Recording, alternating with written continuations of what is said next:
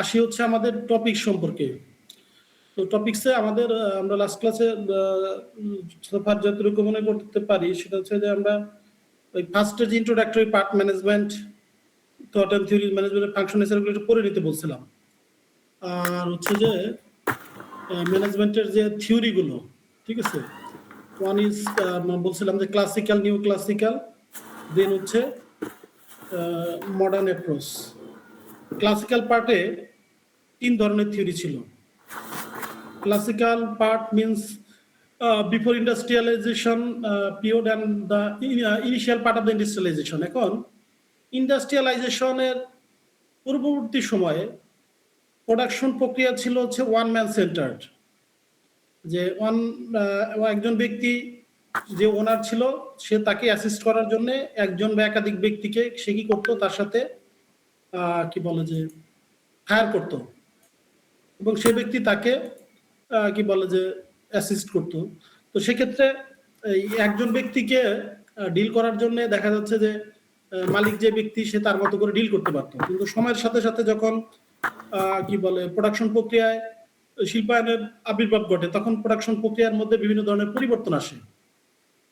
সেই পরিবর্তনে দেখা যাচ্ছে যে আমরা যে প্রোডাকশনের যে 5 টাইপের কথা বলেছিলাম, man, machine, man, materials, method, এগুলোর এঙ্গেজমেন্ট বাড়ার সাথে সাথে সেখানে এক ধরনের কি বলে যে technique, tools plus human being এর আধিক্য, এই সব মিলে একটা বিশাল কর্মযজ্ঞ তৈরি হয়। ঠিক আছে, তো তৈরি হওয়ার পরে যে ইন্ডাস্ট্রিয়ালাইজেশনের পরে একদিকে হচ্ছে যে ইন্ডাস্ট্রিয়ালাইজেশনের মাধ্যমে আগে ইন্ডাস্ট্রিয়ালাইজেশনের পূর্বে মানুষের সেইভাবে আসলে উল্লেখযোগ্য মানে স্কিলের দরকার হইতো না। আমরা যদি জাস্ট ফর কি বলে যে ফার্নিচার মেকিং এর কথাই বলি, যে আপনার বাড়ির পাশে যে ফার্নিচার মেক করে তার স্কিল রিকোয়ারমেন্ট আর হচ্ছে যে হাতিলে যে ফার্নিচার তৈরি করে তার স্কিল রিকোয়ারমেন্ট কি আইদার ইজ সেম আর ডিফারেন্ট? ডিফারেন্ট স্যার, অবশ্যই ডিফারেন্ট। এখন ইন্ডাস্ট্রিয়ালাইজেশনের পরে এই বিভিন্ন ধরনের স্কিলের একটা ক্রাইসিস সব জায়গায় কি বলে পরিলক্ষিত হয়। একদিকে হচ্ছে প্রোডাকশনের ব্যাপক, যেহেতু শিল্পায়ন হয়েছে, মানুষের যাদের টাকা আছে তারা কি করতেছিল, ব্যাপক পরিমাণ ইনভেস্টমেন্ট করতেছিল, যে ইনভেস্টমেন্ট করে কিভাবে যত দ্রুত প্রফিট করা যায়। এখন তাদের এই লগ্নিকৃত টাকার মাধ্যমে যে তাদের যে শিল্প প্রতিষ্ঠান স্থাপন এবং শিল্প প্রতিষ্ঠান স্থাপনের মাধ্যমে তাদের দেখা যাচ্ছে যে ইন্ডাস্ট্রিয়ালাইজেশনের মাধ্যমে তো কি বলে তারা মেশিনের কি বলে যে নেসেসিটি বা মেশিনের বিষয়টা তারা সহজে করতে পারলো। সেই মেশিন পরিচালনা করার জন্য যে স্কিলের দরকার সেই স্কিল তারা পাচ্ছিল না। ঠিক আছে, কিন্তু তাদের লোক দরকার। এখন এরকম একটা কনটেক্সটে দেখা যাচ্ছে মালিক পক্ষর এক ধরনের ইন্টেনশন ছিল যে কত কি বলে কম ইনভেস্টমেন্ট করে কি বলে কত বেশি দ্রুত প্রফিট গেইন করা যায়, যেহেতু তার ইনভেস্টমেন্ট আছে। আবার অন্যদিকে যারা শ্রমিক কি তাদেরও উদ্দেশ্য, তাদের একদিকে ছিল না স্কিল, অন্যদিকে তাদেরও এক ধরনের কি বলে যে ইন্টেনশন ছিল যে কাজ করে, যেহেতু তাদের কাজের মানে অবারিত সুযোগ তৈরি হয়েছে, আগে অত কাজের সুযোগ ছিল না ইন্ডাস্ট্রিয়ালাইজেশনের পূর্বে। তো তারাও সেখান থেকে দেখা যাচ্ছে তাদের গেইন, যে তাদের যে মিনিমাম যে ডিমান্ড স্যালারি, এটার প্রতি তাদের একটা এক্সপেকটেশন ছিল। তো এই সময় দেখা যাচ্ছে যে মানে মালিক এবং শ্রমিক দুইজনের ইন্টারেস্টটা ছিল different, both are influenced by the different interest. মালিক হচ্ছে যে কত কম ইনভেস্টমেন্টে বেশি প্রফিট করা যায়, আর শ্রমিক হচ্ছে কত কম কি বলে যে শ্রম দিয়ে বেশি পরিমাণ আউটপুট গেইন করা যায়। তখন এরকম একটা সিচুয়েশনে আরেকটা ছিল হচ্ছে যে মালিক এবং শ্রমিকদের মধ্যে শ্রমিক শুধু কাজ করতো তার হচ্ছে যে কি বলে বেতনের জন্য, এছাড়া এক্সট্রা কোনো মানে কাজ করতে গেলে মানুষের যে কাজে মানে কি বলে কাজের প্রতি যে কি বলে যে স্পৃহা, সেই স্পৃহা বাড়ার ক্ষেত্রে, যেমন এখন যারা আপনারা জব করেন এখানে কি কাজের ক্ষেত্রে মোটিভেশন শুধুমাত্র কি আপনি যে মাস গেলে স্যালারি পান সেটাই কাজ করেন, আর কোনো মোটিভেশন কাজ করে যেখানে জব করেন? মানে এখানে স্যালারিটা কি মেন মোটিভেশন, আর কোনো মোটিভেশন আছে? স্যার আরো মোটিভেশন হয়, মোটিভেশন তো ধরেন অ্যাপ্রাইজাল যখন হয় বা কোনো কাজের প্রশংসা হয় তখন আমরা মোটিভেট হই। রাইট। এখন মানে শুধুমাত্র মানে কি বলে স্যালারির জন্যই যে চাকরি করি এই জায়গাটা থেকে মনে হয় যে কিছুটা মানুষের পরিবেশ, যেমন হচ্ছে একজনকে ভালো স্যালারি দেওয়া হচ্ছে, অন্যান্য সুযোগ, কিন্তু সেখানে কালচার ভালো না। ঠিক আছে, সেখানে স্ল্যাং ল্যাঙ্গুয়েজ ইউজ করা হয়। ঠিক আছে, ধরেন বা অন্য যে কোনো ধরনের সমস্যা, তখন কিন্তু মানুষ সেখানে কি করে না, কাজ করার মোটিভেশন ফিল করে না, ঠিক আছে। বা অনেক সময় মানুষ সেখানে বেতন একটু কম হইলেও মালিক পক্ষের ব্যবহার ভালো, সেখানে সাপ্তাহিক ছুটিটা সময় মতো দেওয়া হয়, এমপ্লয়িকে অনার করা হয়, মানুষ কিন্তু সেখানে একটু বেতনটা কম হলেও সেখানে কি করতে চায়, সার্ভাইভ করতে চায়, ঠিক আছে। তো এখন এই ইন্ডাস্ট্রিয়ালাইজেশনের সময় যে বিষয়টা হয়েছে যে এমপ্লয়ীদের আসলে কাজের ক্ষেত্রে যে মোটিভেশন ছিল একটাই, শুধুমাত্র যে মাস শেষে স্যালারি এবং নিজের জবটাকে টিকিয়ে রাখা, ঠিক আছে। যে আমি যদি ভালো কাজ করি তাহলে আমার জবটা সার্ভাইভ করবে, আর যদি আমি কাজ না ভালো করি তাহলে হচ্ছে যে আমার চাকরিটা থাকবে না। এইরকম একটা কনটেক্সটে দেখা যাচ্ছে যে শিল্প বিপ্লবের যে কাঙ্ক্ষিত রেজাল্ট, সেই রেজাল্ট আসতেছিল না, ঠিক আছে। যে এখন তখন এই বিভিন্ন কি বলে যারা মানে থিঙ্কার্স বা ওই যে আমরা থিওরিস্টের কথা বলি, ঠিক আছে, বিভিন্ন ভদ্রলোক এই বিষয়গুলো নিয়ে কি বলে ভাবতে থাকেন যে আসলে কিভাবে এই সিচুয়েশনে কিভাবে প্রোডাক্টিভিটি বাড়ানো যায়, ঠিক আছে। তখন যারা এই বিষয়গুলো নিয়ে ভাবে প্রথম যে এরকম একটা সিচুয়েশন, মানুষ যারা কি বলে যে কি বলে স্কলার লোক, তারা কিন্তু তার চারিপাশের বিভিন্ন জিনিস দেখে কি বলে যে প্রথমে তার মাথার মধ্যে সে চিন্তা করে যে এটা কি বলে যে যারা দেখবেন যে আধ্যাত্মিক লোকজন তারাও কিন্তু গভীর ধ্যানে বসে, ঠিক আছে। যেমন স্পিরিচুয়াল কাজের সাথে কিন্তু ধ্যানের একটা সম্পর্ক আছে। যেমন যারা থিঙ্কার্স বা যারা এইরকম কন্ডিশনটা দেখে যে এই কন্ডিশন আসলে কিভাবে উত্তরণ করা যায়, ঠিক আছে। তো এই কন্ডিশন উত্তরণ থেকে কিছু লোকজন এই বিষয়গুলো নিয়ে ভাবতে থাকে। এখন যারা শুধুমাত্র ভেবে সমাধান দিতে চেষ্টা করে তাদের জন্য আমরা কি বলতেছিলাম, যাদের চিন্তার মাধ্যমে সমাধান করতে চায়, থিঙ্কার্স। যারা এই ভাবার সাথে সাথে সেটাকে তথ্যপাত্য দিয়ে প্রমাণ করে দেয় যে জিনিসটা এভাবে হইলে তার থেকে রেজাল্ট আসতো, তারা হচ্ছে থট থিওরিস্ট। তথ্যপাত্য দিয়ে প্রমাণ করে দেয়।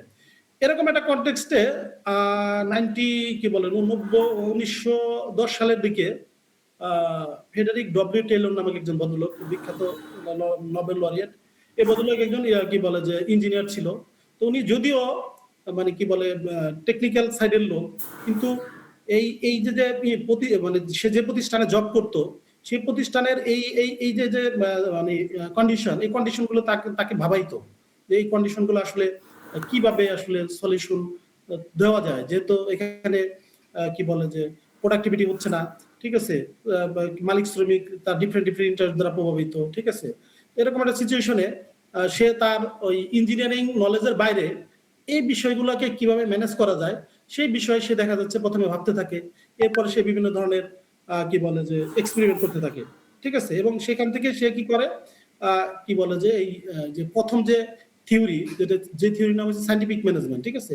এই সায়েন্টিফিক ম্যানেজমেন্ট নামক থিওরিটা উনি প্রথম দেন। এবং সায়েন্টিফিক ম্যানেজমেন্ট থিওরির মধ্যে উনি যেটা করেন সেটা হচ্ছে যে ওনার মাথার মধ্যে কাজ করে যে এই যে সিচুয়েশন, এই সিচুয়েশনটাকে যদি আমরা কি বলে সায়েন্টিফিক ওয়েতে সকল বিষয়ে scientific tools and technique use করতে পারি, তাহলে হচ্ছে যে প্রোডাক্টিভিটি মানে বাড়তে বাধ্য।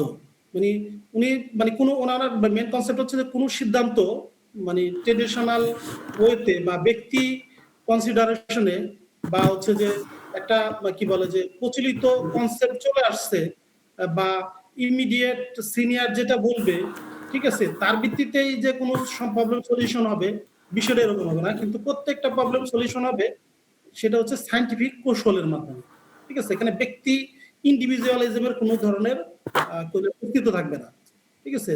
যে একজন সিনিয়র বলছে যে হ্যাঁ এটা এভাবে হলে ভালো হয়, সেটা যে সেভাবে হবে বিষয়টা এরকম না। প্রত্যেকটা কনটেক্সটেই ডিসিশন নিতে হবে সায়েন্টিফিক ওয়েতে এবং scientific tools and techniques use করতে হবে।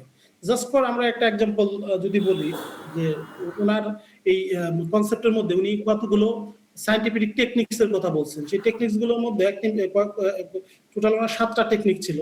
সেই 7টা টেকনিকের মধ্যে ওনার প্রথম যে টেকনিক ছিল যে প্রতিষ্ঠানে যে কাজগুলো হয় সেই কাজগুলোকে প্রথমে 2টা সেগমেন্টে ভাগ করতে হবে।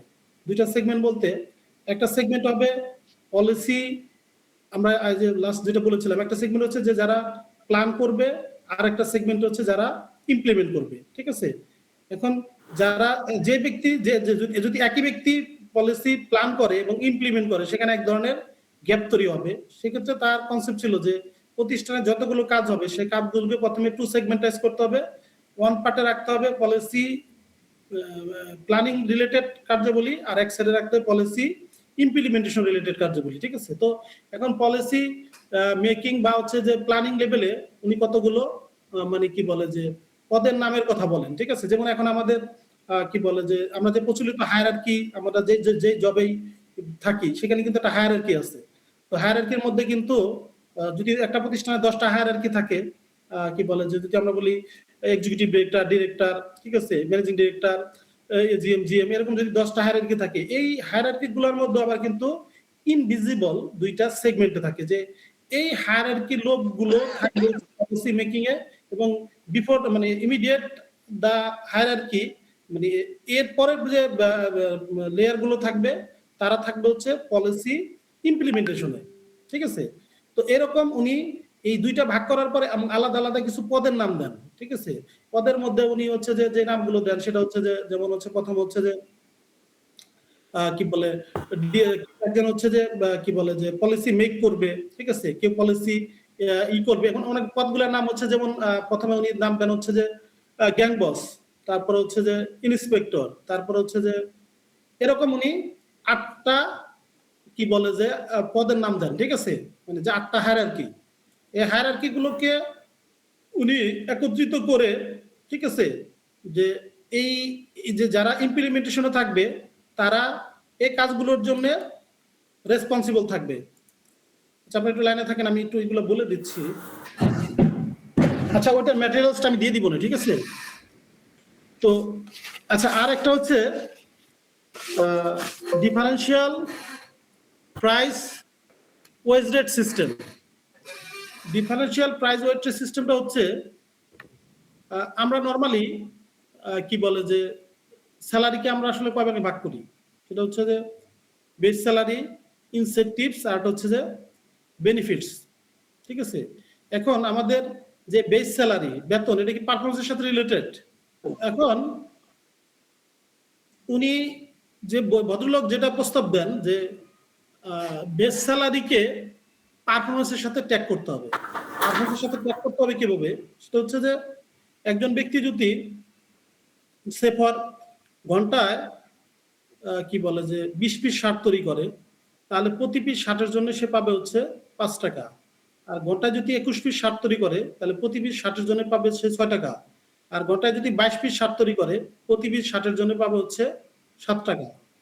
এখন এমপ্লয়িরা আসলে কি করবে, ঘন্টায় 5 পিস করবে, 6 পিস করবে না 7 পিস করবে? 7 পিস করবে। 7 পিস করলে কত টাকা পাবে? এটা সেটা 2 টাকা করে 5 টাকা পড়ে। মানে 20 পিস করলে প্রতি পিসের জন্য 7 টাকা হলে 7 20 কত, মানে 22 পিস করলে 7 টাকা করে, 7 22 হচ্ছে 54 টাকা, ঠিক আছে। আর যদি 21 পিস করে তাহলে 6 টাকা, তাহলে কত পাবে? 126 টাকা। আর যদি এটা বেশি পাচ্ছে 5 টাকা 20 পিস করে তাহলে প্রতি পিসের জন্য 5 টাকা, তাহলে হচ্ছে যে 100 টাকা। মানে এক পিস 20 পিসের হচ্ছে 100 টাকা, 21 পিসে হচ্ছে 126 টাকা, 22 পিসে হচ্ছে 154 টাকা, ঠিক আছে। এখন এমপ্লয়ি তাহলে কি করবে? এমপ্লয়ি অবশ্যই ওই 22 পিস করার জন্য কি করবে? সর্বোচ্চ চেষ্টা করবে, এফোর্ট দিবে, ঠিক না? কারণ হচ্ছে যে সে প্রতি 2 পিসের জন্য কত কম পাচ্ছে? যদি সে 20 পিস করে পাচ্ছে যে 100 টাকা, কিন্তু হচ্ছে যে 22 পিস করার কারণে সে পাচ্ছে কত? 154 টাকা, ঠিক আছে। ওনার সবগুলো টেকনিক ছিল হচ্ছে সায়েন্টিফিক ভাবে যে কোনো ভাবে এমপ্লয়ের ভিতর থেকে তার প্রোডাক্টিভিটিটা কি করতে হবে? বের করে আনতে হবে, এবং তার মানে বেনিফিটসটাকে অবশ্যই কি বলে যে পারফরমেন্সের সাথে কোরিলেট করতে হবে। যদি তার বেনিফিট পারফরমেন্সের সাথে কোরিলেটেড হয় তাহলে অটোমেটিক সে তার প্রোডাক্টিভিটি দিতে বাধ্য, ঠিক আছে। এটা ছিল তার একটাই। আরেকটা হচ্ছে যে টোটাল ছিল 7টা টেকনিক। 7টা টেকনিক মধ্যে হচ্ছে যে এমপ্লয়ীদের সিলেক্ট করা হবে সেই এমপ্লয়ীদের অবশ্যই সায়েন্টিফিক ভাবে তাকে সিলেক্ট করতে হবে, ঠিক আছে। সায়েন্টিফিক সিলেকশন বলতে পূর্ববর্তীতে দেখা যাচ্ছে যে সিলেকশন গুলো হইতো, অনেক সময় সিলেকশনের ক্ষেত্রে দেখা যাচ্ছে যে বায়াস সিলেকশন হইতো, ঠিক আছে। আপনারা হয়তো জানেন কিনা যে বাংলাদেশের যে সিভিল সার্ভিস, এই সিভিল সার্ভিসের উত্তরসূরি কারা? এটার উৎপত্তি হচ্ছে ইস্ট ইন্ডিয়া কোম্পানির নাম তো শুনছি আমরা। জি স্যার। ইস্ট ইন্ডিয়া কোম্পানির উদ্দেশ্য কি ছিল? ব্রিটিশ গভর্নমেন্ট থেকে। ব্রিটিশ গভর্নমেন্ট থেকে না, ইস্ট ইন্ডিয়া কোম্পানির উদ্দেশ্য কি ছিল? দাসত্ব তৈরি করেছে। ইস্ট ইন্ডিয়া কোম্পানির উদ্দেশ্য হলো ব্যবসা করা। তারা এই দেশ থেকে আদা রসুন কিনতো, কিনে ইউরোপে কি করতো? বিক্রি করতো। ঠিক আছে। ইস্ট ইন্ডিয়া কোম্পানির কি মালিক ছিল কারা? ইস্ট ইন্ডিয়া কোম্পানির মালিক ছিল ইস্ট ইন্ডিয়া কোম্পানির যারা শেয়ার হোল্ডাররা, একক কিন্তু কোনো মালিক ছিল না। ঠিক আছে। এই শেয়ার হোল্ডাররা যারা ওই কোম্পানির শেয়ার হোল্ডার ছিল তারা মালিক ছিল, এবং শেয়ার হোল্ডারদের মধ্যে থেকে ভোটের মাধ্যমে কি হইতো? কোম্পানির পরিচালনা পর্ষদ নিয়োগ দেওয়া হইতো। ঠিক আছে। মানে শেয়ার হোল্ডারদের ভোটের মাধ্যমে কোম্পানির পরিচালনা পর্ষদ গঠিত হইতো। এই পরিচালনা পর্ষদ থাকতো ইংল্যান্ডে, তখন সেই পরিচালনা পর্ষদ তাদের কোম্পানির পক্ষ থেকে ব্যবসা করানোর জন্য ইস্ট ইন্ডিয়া কোম্পানিতে কিছু লোকজন নিয়োগ দিত। ঠিক আছে। ইস্ট ইন্ডিয়া কোম্পানির যে লোকজনগুলো নিয়োগ দিত, সেই লোকগুলা হয়তো অধিকাংশ সময়ে এই পরিচালনা পর্ষদ তাদের নিয়োগ দিত যারা তাদের স্বজন প্রীতির মাধ্যমে বা তারা কিছু আর্থিক মানে লাভের মাধ্যমে, বা হচ্ছে যে ইংল্যান্ডে যারা ওই সময় সবচেয়ে পিছিয়ে পড়া জনগোষ্ঠী ছিল, একেবারে দরিদ্র, এই সব লোকজনকে তারা নিয়োগ দিত। ঠিক কিনা?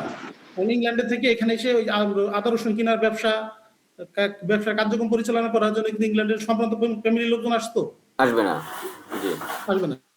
তো এখন এই ইস্ট ইন্ডিয়া কোম্পানির পরিচালনা পর্ষদ কি করতো? দেখা যাচ্ছে যে যারা একেবারে দরিদ্র, প্লাস হচ্ছে যে যারা কি বলে যে তাদের মানে কাছের লোক, মানে জাস্ট ব্যক্তি ইচ্ছাধীন মানে নেপোটিজমের মাধ্যমে ইস্ট ইন্ডিয়া কোম্পানির লোকজনকে নিয়োগ দিত। ঠিক আছে। ইস্ট ইন্ডিয়া কোম্পানির এই লোকজন ভারতবর্ষে এসে তারা প্রথমে ব্যবসা করতো। ব্যবসা করার পরে এবং তারা আদতে এমনিতেই তারা কি বলে যে বিভিন্ন ধরনের ব্যাড প্র্যাকটিসের সাথে জড়িত, কারণ তাদের নিয়োগটা হয়তো কি বলে মেধার ভিত্তিতে না। ঠিক আছে। তাদের নিয়োগ হয়তো কিছু ঘুষের মাধ্যমে, তারপরে যাদের তাদের ফ্যামিলি ব্যাকগ্রাউন্ড উইক ছিল তারা এই কোম্পানির ব্যবসা করতো, এবং তাদের উদ্দেশ্য থাকতো পিছন থেকে কিছু টাকা ইনকাম করা, মানে মূল বেতনের বাইরে কিছু টাকা কিনে নিয়ে যেন খুব দ্রুত এই ভারতবর্ষ থেকে সুইচ করে আবার ইংল্যান্ডে ফিরে যেতে পারে। সে যদি এখানে 1 বছর চাকরি করলো, এই চাকরির মাধ্যমে বেতন সহ বাড়তি টাকাটা যদি নিয়ে যেতে পারে, সে তাকে আর ইস্ট ইন্ডিয়া কোম্পানিতে চাকরি করতে হবে না। এখন একটা সময় ইস্ট ইন্ডিয়া কোম্পানির কি করলো যে তারা ব্যবসা করার সাথে সাথে তারা করে ভারতবর্ষ শাসন করার ক্ষমতা পেয়ে গেল। ঠিক আছে। এবং ইস্ট ইন্ডিয়া কোম্পানির এই লোকজনই একসময় ভারতবর্ষের শাসন ক্ষমতা তাদের মাধ্যমে পরিচালিত হতে থাকলো। এগুলো এই ইতিহাস তো আমরা জানি। এখন একটা পর্যন্ত, যতদিন পর্যন্ত আমরা জানি 1772 সালে ইস্ট ইন্ডিয়া কোম্পানি প্রথম ভারতবর্ষের আমাদের যে বাংলা অঞ্চল, সেই অঞ্চলের শাসন ক্ষমতা হাতে দেয়, এবং সেই শাসন ক্ষমতা ইস্ট ইন্ডিয়া কোম্পানির যারা এমপ্লয়ি ছিল, এই এমপ্লয়িরা এই শাসন ক্ষমতা পরিচালনা করত। এবং তারা টানা 1772 সাল থেকে কি বলে যে 1861 সাল পর্যন্ত এই পুরোটা সময় এই ইস্ট ইন্ডিয়া কোম্পানির লোকজন ভারতবর্ষ আস্তে আস্তে পুরো ভারতবর্ষ শাসন করতে, এবং ইস্ট ইন্ডিয়া কোম্পানির এই লোকজনগুলো নিয়ে হয়তো টোটালি কিসের মাধ্যমে? নেপোটিজমের মাধ্যমে, ঘুষের মাধ্যমে, ব্যক্তি চয়েসের মাধ্যমে। কোনো ধরনের কি বলে যে কম্পিটিশন, মেধার মূল্যায়ন এখানে ছিল না। এরপরে 1861 সালে প্রথম দাবি উঠল যে হ্যাঁ এইখানে আসলে মেধাভিত্তিক নিয়োগ দরকার। মেধাভিত্তিক নিয়োগ দরকার করে প্রদীপ এই আন্দোলন চলমান থাকে। ঠিক আছে। এরপরে সম্ভবত 1924 সালে সর্বপ্রথম এই ভারতবর্ষে মেধাভিত্তিক রিক্রুটমেন্ট চালু হয়, এবং ইংল্যান্ডে শুরু হয় হচ্ছে 1861 সালে মেধাভিত্তিক রিক্রুটমেন্ট। এখন এই মেধাভিত্তিক রিক্রুটমেন্টের এই যে পাবলিক সেক্টরের যে কনসেপ্ট, এই একই কনসেপ্ট এই ফ্রেডারিক ডব্লিউ টেলর সাহেব বলেন যে বেসরকারি কোম্পানিতেও লোক নিয়োগ দেওয়ার ক্ষেত্রে, সিলেকশন করার ক্ষেত্রে অবশ্যই মেধাভিত্তিক নিয়োগ দিতে হবে, নট নেপোটিজম। ঠিক আছে। এখন মেধাভিত্তিক লোক নিয়োগ দেওয়ার পরে নিয়োগ দেওয়ার ক্ষেত্রে সিলেকশন প্রক্রিয়াটা কিন্তু খুব গুরুত্বপূর্ণ। এখন সিলেকশন কি বলে যে যদি সঠিক হয় তাহলে সঠিক লোকজনকে পিক করা সম্ভব হবে। ঠিক আছে। এখন এই সিলেকশন যদি দুর্বল হয় তাহলে কোম্পানিতে পোর কোয়ালিটির লোকজন ঢুকবে এবং কোম্পানির প্রোডাক্টিভিটি বাড়বে না। এখন এই সিলেকশনটা কেন গুরুত্বপূর্ণ? সিলেকশন করার সময় যারা সিলেক্টর তাদের দেখা যাচ্ছে যে বিভিন্ন ধরনের কনটেক্সট তৈরি হয়। কনটেক্সট মিনস হচ্ছে যে আরেকটা আমরা জিনিস আপনাদের বলি যে আপনারা তো এই দুইটা শব্দ শুনছেন, রিক্রুটমেন্ট আর সিলেকশন। রিক্রুটমেন্ট আর সিলেকশনের মধ্যে পার্থক্য কি বলতে পারবেন কিনা? শুরু রিক্রুটমেন্টটা হচ্ছে যে আমরা যে সিভি স্ক্রিনিং করি এটা কি রিক্রুটমেন্টের পার্ট না সিলেকশনের পার্ট? এটা রিক্রুটমেন্টের পার্ট। সিভি স্ক্রিনিং রিক্রুটমেন্টের পার্ট, গুড। জি তাহলে আমরা রিক্রুটমেন্টের মাধ্যমে কি করি, একটা অ্যাপ্লিকেন্টদের একটা পুল তৈরি করি, ঠিক আছে? সেই পুল তৈরি করতে আমরা কি করি, সেখানে আমরা ওই যে জব ডেসক্রিপশন যেটি বা যে তৈরি করে পত্রিকায় বিজ্ঞাপন দেই, সেখানে কোয়ালিটেটিভ লোক আমরা মানে সিভি ড্রপ করার চেষ্টা করে সেই প্রক্রিয়া আমরা ফলো করি, ভালো মিডিয়া মেসেজ আমরা অ্যাপ্লাই করি, ভালো পত্রিকায় বিজ্ঞাপন দেওয়ার চেষ্টা করি, ভালোভাবে মেসেজটা লেখার চেষ্টা করি, যাতে করে কি হয় আমাদের পুলে আমাদের যে ডিজার্ট এক্সপেকটেশন যে আমাদের যে যেটি থাকে, যে যেটা বলে জব স্পেসিফিকেশন অনুযায়ী যাতে সঠিক সিভি গুলো এখানে ড্র হয়। আসে, জি ড্র করে বা আমাদের একটা পুল তৈরি হয়, ঠিক আছে? এই পুল তৈরি করার প্রক্রিয়াটাকে বলে হচ্ছে যে আমরা রিক্রুটমেন্ট। এখন রিক্রুটমেন্ট যখন পুল তৈরি হয়ে যায়, এই পুল থেকে বেস্ট অন চুজ করাটাকে বলি হচ্ছে আমরা সিলেকশন। এখন এই বেস্ট অন চুজ করার ক্ষেত্রে যারা সিলেক্টর তারা কিছু কি বলে সাইকোলজিক্যাল কনসিকুয়েন্স দ্বারা ভোগে। যেমন হচ্ছে যে যখন যারা সিলেকশন করে, সিলেকশনের মধ্যে দুই ধরনের, কারণ সিলেকশনের ক্ষেত্রে বোর্ডে বসার আগে কিন্তু আমাদের কিন্তু প্রিভিয়াস কিছু এক্সপেকটেশন থাকে কিনা। যেমন হচ্ছে যে আমরা যখন লাইফে আমরা কখনো না কখনো কোথাও কিন্তু সিলেকশন করি, আমরা লাইফে সবচেয়ে বড় সিলেকশন করি কখন?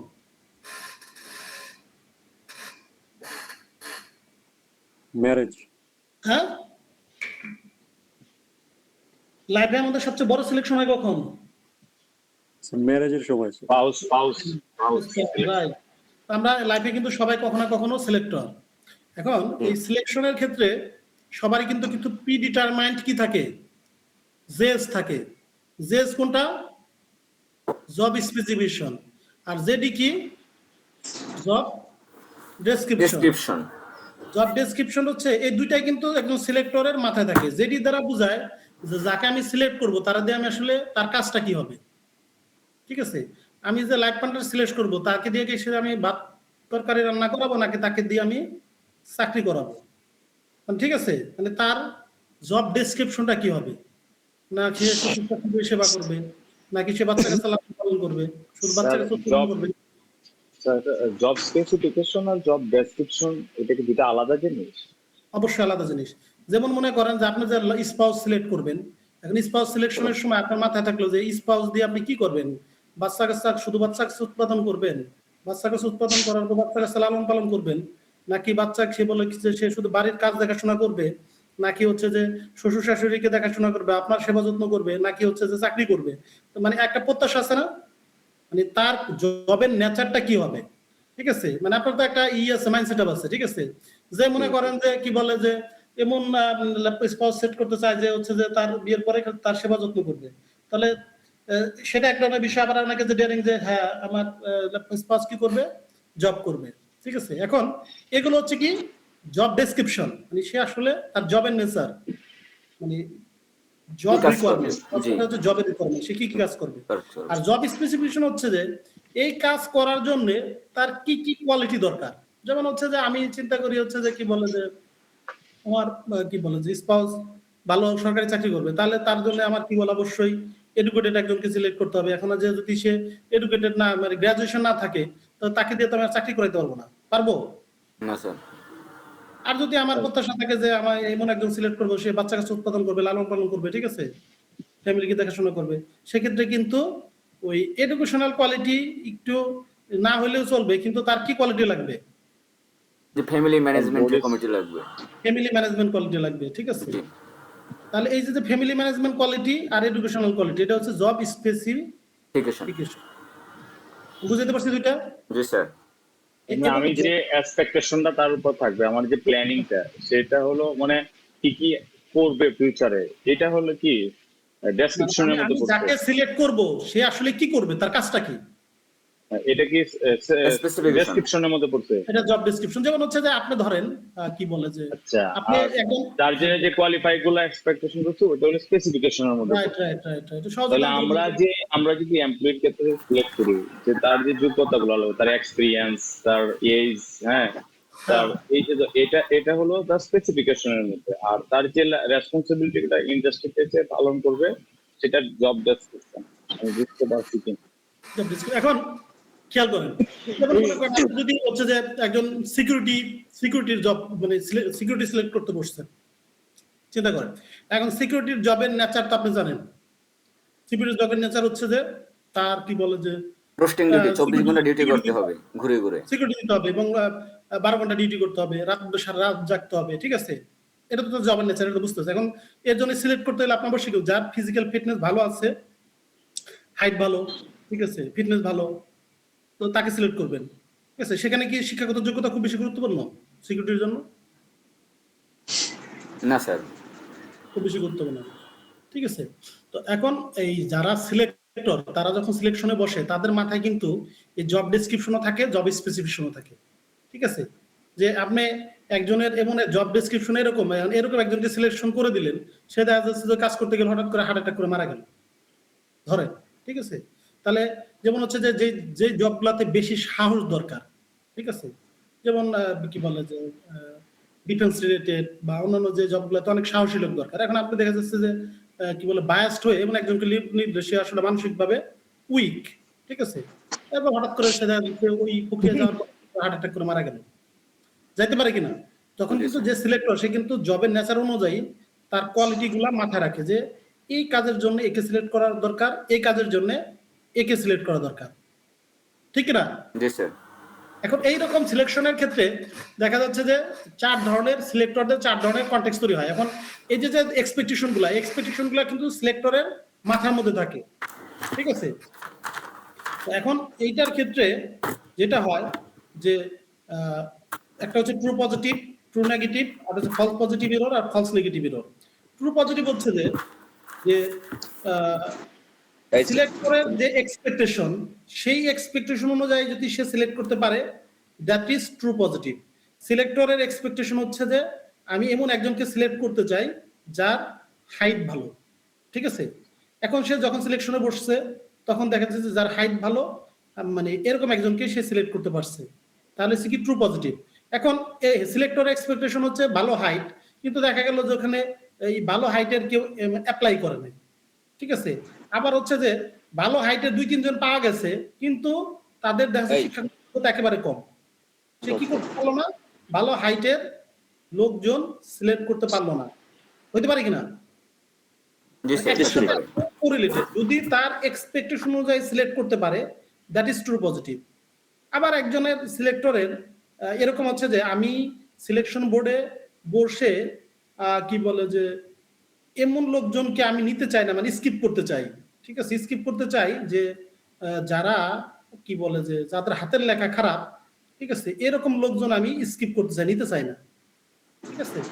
এখন সে দেখা যাচ্ছে ভাইবা বোর্ডে বসে হাতের লেখা চেক করতেছে, সে শেষ পর্যন্ত দেখা গেল যে যাদের হাতের লেখা খারাপ তাদের সে সিলেক্ট করে নাই, সিলেক্ট করতে হয় নাই। কিন্তু আবার উল্টা কনটেক্সট হইতে পারে যে সে চায় না যে হাতের লেখা যাদের খারাপ তাদের নিবে না, কিন্তু দেখা যাচ্ছে যে হাতের লেখা যাদের ভালো তাদের আবার আইকিউ খুব দুর্বল, ঠিক আছে? মানে সে যদি তার এক্সপেকটেশন অনুযায়ী সিলেক্ট করতে পারে, মানে যেটা সে ডিজার্ভ করে, মানে একটা হচ্ছে দুইটাই কিন্তু ডিজার্ভ, মানে যে একটা হচ্ছে পজিটিভ আর একটা হচ্ছে নেগেটিভ। পজিটিভ মানে কি, সে হচ্ছে যে আমি এই হাইট সম্পন্ন লোক নিতে চাই, দ্যাট ইজ এই হাইটের লোক নিতে পারছি। আবার আমার আরেকটা এক্সপেকটেশন হচ্ছে যে আমি এই ক্রাইটেরিয়াতে বাদ দিতে চাই, আমি এই ক্রাইটেরিয়াতে বাদ দিতে পারছি। তাহলে যে ক্রাইটেরিয়াতে নিতে চাই সেই ক্রাইটেরিয়াতে যদি নিতে পারি ট্রু পজিটিভ, যে ক্রাইটেরিয়াতে বাদ দিতে চাই ওই ক্রাইটেরিয়াতে যদি বাদ দিতে পারি তাহলে হচ্ছে ট্রু নেগেটিভ। এটুকু বুঝছি কিনা? জি স্যার। জি স্যার, বুঝতে পারছি। যদি এরকম হয়, আবার উল্টো হচ্ছে যে আমি একটা একজনকে দিতে চাই নাই, ঠিক আছে, কিন্তু নিতে চাই নাই কিন্তু আমাকে নিতে হইছে, ফলস পজিটিভ এরর, ঠিক আছে? নিতে চাই নাই কিন্তু নিতে হইছে। আবার একজনকে নিতে চাইছিলাম কিন্তু নিতে পারি নাই, দুটো হচ্ছে ফলস নেগেটিভ এরর। বুঝতে পারছি 4টা সিকোয়েন্স, আপনি চিন্তা করে দেখেন। একটা হচ্ছে যাকে নিতে চাইছি তাকে নিতে পারছি, যাকে নিতে চাই নাই তাকে নিতে হয় নাই, আর যাকে নিতে চাইছিলাম যাকে নিতে চাই নাই নিতে হয়েছে, আর যাকে মানে সিলেক্ট করতে চাইছিলাম কিন্তু সিলেক্ট করতে পারি নাই। কারণ আমরা নোট করতে পারি না, আমি কাইন্ডলি যদি একটু স্লো করে বলতেন আমরা নোট করতাম, ভালো হতো। আচ্ছা, আবার বলি, আমি এগুলো দিয়ে দিব ম্যাটেরিয়ালস, এখনই দিয়ে দিচ্ছি। আচ্ছা, সেটা হচ্ছে যে ওই যে ফিমেল যেন কে ছিল লাইনে? শারমিন, হ্যাঁ আমি ছিলাম, বলতেছি আবার। শারমিন শারমিন চারটা বলতে কনসেপ্ট পারছেন। বলছেন, ওইখানে বলছেন যে আমি নিতে চাইছি, নিতে পারছি, এটা হচ্ছে গিয়ে পজিটিভ। আমি নিতে চাই নাই, নেওয়া লাগেও নাই, এটাও পজিটিভ। আমি নিতে চাই, আমি নিতে চাইছি কিন্তু না, নিতে চাইছি কিন্তু নিতে পাইনি, এটা নেগেটিভ। আমি নিতে চাই নাই কিন্তু নেওয়া লাগছে, এটাও নেগেটিভ। গুড, এই যে তো ভালো বলতে পারছেন শারমিন। হ্যাঁ, তাহলে এই যে কি বলে যে পজিটিভ দুইটা নেগেটিভ, কিন্তু দুইটার সাথে আরো ট্রু পজিটিভ, ট্রু নেগেটিভ, আবার ফলস পজিটিভ, ফলস নেগেটিভ, এরকম কিছু বলছিলেন। হ্যাঁ হ্যাঁ হ্যাঁ, ফলস পজিটিভ ফলস নেগেটিভ, এটা লাস্টের বলেন। দুটো ফলস আর প্রথম দুটো হচ্ছে ট্রু, ঠিক আছে? স্যার যেটা পজিটিভ টু কোম্পানির নেগেটিভ। জন্য ছিল সেটা ট্রু হবে, আর যেটা আমরা হচ্ছে বাদ দিয়ে দিচ্ছি সেটা ফলস হবে। আমি বুঝি নাই, আবার বলেন। আর যেটা কোম্পানির জন্য ছিল, যেরকম নিতে চাইছি নিতে পারছি, এটা কোম্পানির জন্য ট্রু পজিটিভ ছিল। ট্রু আর হ্যাঁ, নিতে চাই নাই, নিতে হয় নাই, এটা এটা কোম্পানির ট্রু জন্য নেগেটিভ, ট্রু নেগেটিভ, ট্রু এটাও সত্য নেগেটিভ, কিন্তু true negative, right, true negative. True negative. আর যেটা ফলস পজিটিভ ছিল ওটা হচ্ছে নিতে চাই নাই বাট নিতে হইছে। হ্যাঁ হ্যাঁ, রাইট। আর ফলস নেগেটিভ হচ্ছে নিতেও চাই নাই, নিতেও হয় নাই। না, নিতে চাইছিলাম কিন্তু নিতে পারি নাই। আচ্ছা, নিতে চাই নাই, নিতে হইছে। না সরি, নিতে চাইছিলাম কিন্তু নিতে পারি নাই। স্যার এই জিনিসটা মানে ম্যাটেরিয়ালটা একটু দিয়ে দিবেন, কারণ একটু দিয়ে দিব, ক্ল্যাশ হয়ে যাচ্ছে তো, তো আমাদের হ্যাঁ, যেন দিয়ে দিব। নোট করে রাখার জন্য সুবিধা হয়। আমি এখনই দিয়ে দিচ্ছি, এখন দিয়ে দিব সব, ঠিক ওকে আছে? Sir, thank you. দিয়ে দিব, দিয়ে দিব। তো এখন এই টেলর সাহেবের বিষয় হচ্ছে যে এই সিলেকশন হইতে হবে সাইন্টিফিক, ঠিক আছে? এরপর ওনার আরো একটা টেকনিক ছিল যে সবকিছু সাইন্টিফিক স্টাডি করতে হবে। যে কোনো কাজ করার সময় যদি ইমপ্লয়ের প্রোডাক্টিভিটি বাড়াইতে হয় তাহলে কি বলে সাইন্টিফিক স্টাডি করতে হবে। স্টাডি গুলোর মধ্যে কয়েকটা স্টাডির কথা উনি বলছেন, তার মধ্যে 4টা স্টাডি। একটা হচ্ছে যে motion study, time study, fatigue study, method study, ঠিক আছে? তো উনি যে কোনো কাজ করার ক্ষেত্রে স্টাডির কথা বলছেন। স্টাডি মানে হচ্ছে সাইন্টিফিক ভাবে সিদ্ধান্ত গ্রহণ, ঠিক আছে? এখন মোশন স্টাডি কি? যাবো মোশন স্টাডি উনি যেটা বলছেন যে প্রোডাক্ট মানে এমপ্লয়ি যখন কোনো কাজের সাথে কি বলে যে কাজ করে, তখন তার যে কোর মুভমেন্ট, এই কোর মুভমেন্টের সাথে সে কিছু ইরিলেভেন্ট মুভমেন্টের সাথে অ্যাটাচ থাকে। যেমন মনে করেন যারা আপনারা এখানে এখন ক্লাসে অ্যাটাচড আছে, এখন আপনার কোর মুভমেন্ট কি? স্যার যেটা বলে সেটাকে লিসেন করা, তাই তো? কিন্তু এখানে আপনারা এখন কে যে কি করতেছেন সেটা তো আমি দেখতে পাচ্ছি। এখন হয়তো আপনারা এখানে ফিজিক্যালিও নাই, অনেকে ফিজিক্যালি তো যেহেতু নাই, অনলাইন যেহেতু ক্লাস, ঠিক আছে? আবার দেখা যাচ্ছে অনেকে আছেন মেন্টালিও নাই, ঠিক না? জি স্যার। যদি স্যার অফলাইন ক্লাস হইতো, অফলাইন ক্লাস হলে আপনারা অবশ্যই ফিজিক্যালি থাকতেন। অফলাইন ক্লাসে ফিজিক্যালি থাকে কিন্তু অনেক সময় মেন্টালি থাকে না। আর এখন যেহেতু অনলাইন ক্লাস হচ্ছে সেখানে ফিজিক্যালি অ্যাবসেন্ট, মেন্টালি অ্যাবসেন্ট হতে পারে। অ্যাবসেন্ট বলা চলে নাই করতে, ফিজিক্যাল অ্যাবসেন্ট বলা চলে নাই অর্থে যেহেতু আপনি কানেক্ট হয়েছেন সেক্ষেত্রে আপনি ফিজিক্যালি প্রেজেন্ট। যেহেতু কানেক্ট হয়েছেন সেক্ষেত্রে ফিজিক্যালি প্রেজেন্ট হইতে পারে, আপনি মেন্টালি অ্যাবসেন্ট। তাহলে আপনার যে কাজগুলো মানুষ যখন কাজ করে তখন তো তার একটা কোর মুভমেন্ট থাকে। কোর মুভমেন্টের সাথে সে কি ধরনের ইরিলিভেন্ট মুভমেন্টের সাথে জড়িত থাকে, যেমন হয়তো আপনি এখানে কানেক্টেড হয়ে অন্য অনেক অনেক ধরনের কাজ করতেছেন, ঠিক আছে? এখন এই উনার যে স্টাডির বিষয়টা ছিল যে একজন এমপ্লয়ি যখন কাজ করে তার কোর মুভমেন্টের সাথে যে ইরিলিভেন্ট মুভমেন্ট গুলো আছে সেগুলোকে শর্ট আউট করা, ঠিক আছে? শর্ট আউট করে সেগুলোকে যত বেশি পরিমাণ এলিমিনেট করা। এলিমিনেট করলে সে এক সময় কি করবে, তার প্রোডাক্টিভিটি বাড়বে। যেমন জাস্ট ফর এক্সাম্পল দিলে যেমন হচ্ছে যে যেসব মায়েরা যে বেবি ব্রেস্টফিডিং যে মায়েরা, ঠিক আছে, তো তারা যখন জব করে তখন কিন্তু সে ফিজিক্যালি তার জবে প্রেজেন্ট থাকলেও সে মেন্টালি কিন্তু অ্যাবসেন্ট থাকে অধিকাংশ সময়, ঠিক আছে? মেন্টালি অ্যাবসেন্ট থাকার কারণ কি? সে চিন্তা করে যে তার বেবি বাসায় কি করতেছে, ঠিক আছে? তো এখন এই যে মেন্টাল যে মুভমেন্ট, এই মুভমেন্ট কমানোর জন্য দেখা যাচ্ছে অনেক কোম্পানি আমরা যে বেবি কেয়ার, ডে কেয়ার যা, ঠিক আছে, তো এগুলো এই সিস্টেমটা অ্যারেঞ্জ করার কারণ কি? সে হচ্ছে তখন কিন্তু সে তার মেন্টাল যে মুভমেন্ট, সেই মুভমেন্টটা কিন্তু তার কমে আসে এবং সে কোর মুভমেন্টের দিকে বেশি পরিমাণ কনসেন্ট্রেশন দিতে পারে। That is motion study. বুঝতে পারছি কিনা? জি স্যার, বুঝতে পেরেছি। অ্যাকচুয়ালি বলা হয়েছে এমপ্লয়ের 100% এফোর্টটা কোম্পানিকে দেওয়ার জন্য যেই সকল ফ্যাসিলিটিস গুলো দেওয়া হয়। ফ্যাসিলিটিস তো মানে মানে এখানে ফ্যাসিলিটিস মেন বিষয় না। এখানে মোশন স্টাডিকে বোঝানো হয়েছে যে মোশন স্টাডি কি তার বোঝানো হয়েছে যে তার কোর মুভমেন্টের সাথে যে সে ইরিলেভেন্ট মুভমেন্টের সাথে জড়িত থাকে সেই মুভমেন্ট গুলাকে ফাইন্ড আউট করা।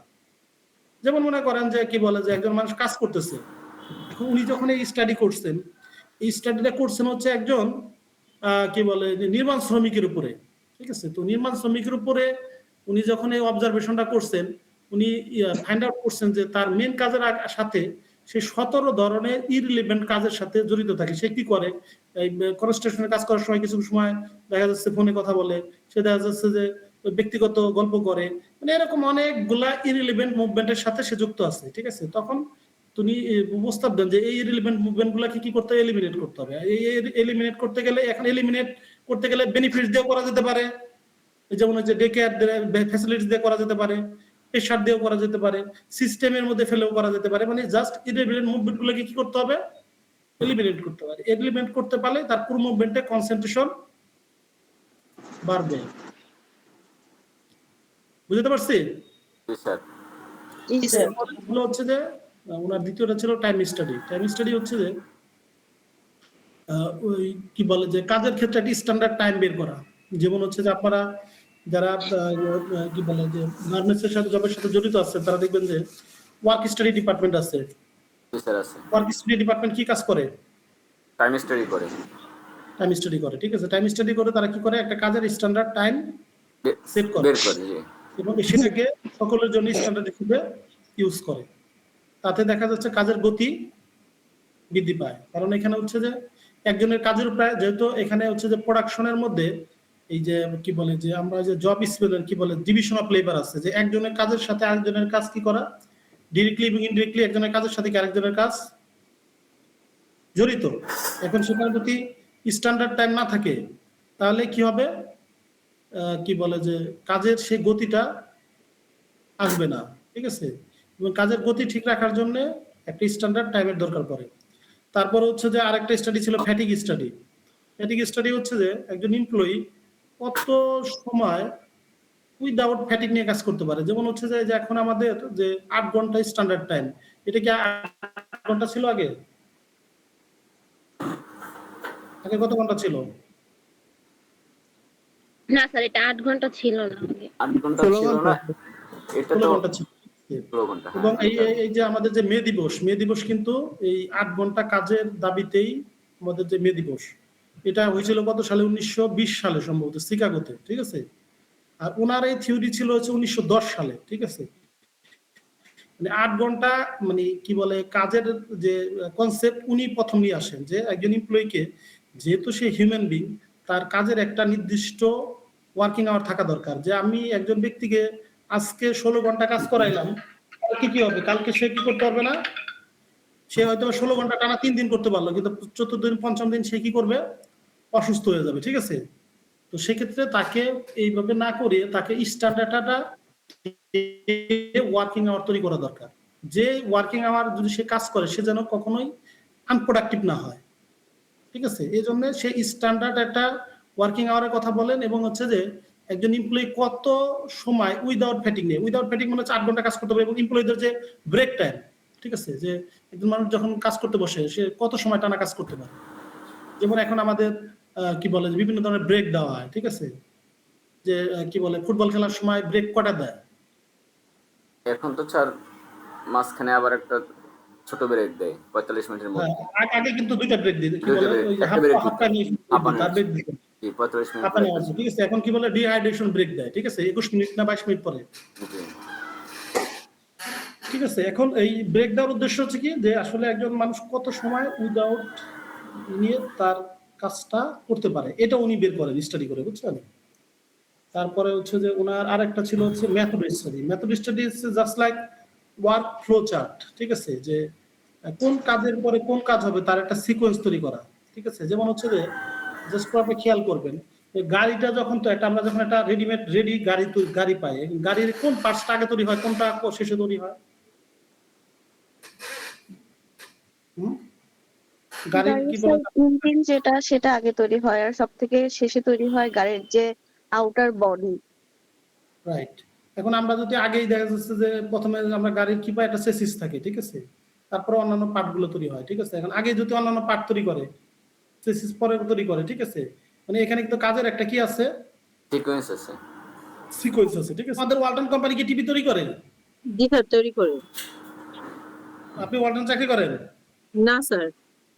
ওয়ালটন কিন্তু টিভি তৈরি করে না, ঠিক আছে। তারা সবগুলো পার্টস Setup করে করে। কি বিদেশ থেকে কিনে আনে, ঠিক আছে। সেই পার্ট গুলো এখানে আসলে সেট করে, সেট আপ করে, হ্যাঁ, ঠিক আছে। কোনো পার্টসই তারা নিজেরা তৈরি করে না।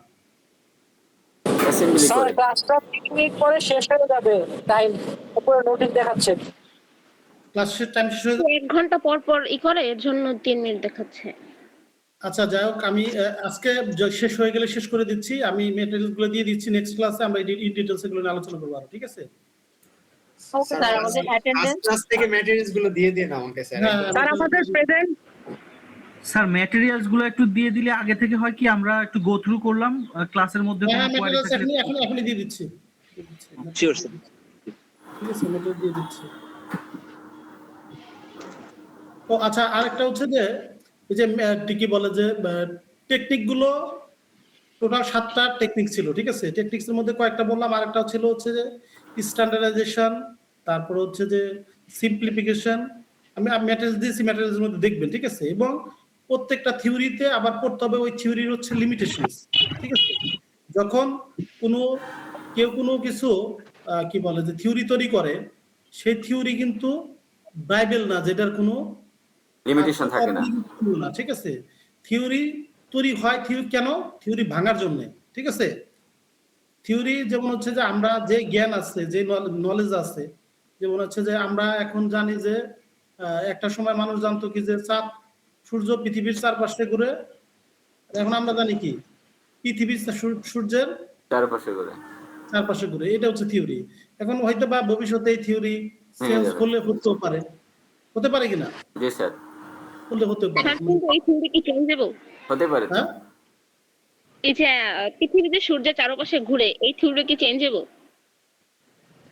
চেঞ্জেবল বলতেছে যে একটা থিওরি যখন তৈরি হয় তার পিছে তথ্যপাত্য প্রমাণ থাকে, কিন্তু নতুন যারা আবার গবেষণা করে তারা এই থিওরিকে চ্যালেঞ্জ করে তারা নতুন করার চেষ্টা করে। এখন সে চেষ্টা করলেই যে সফল হবে বিষয়টা এরকম না, কিন্তু সফল হওয়ার সম্ভাবনা আছে।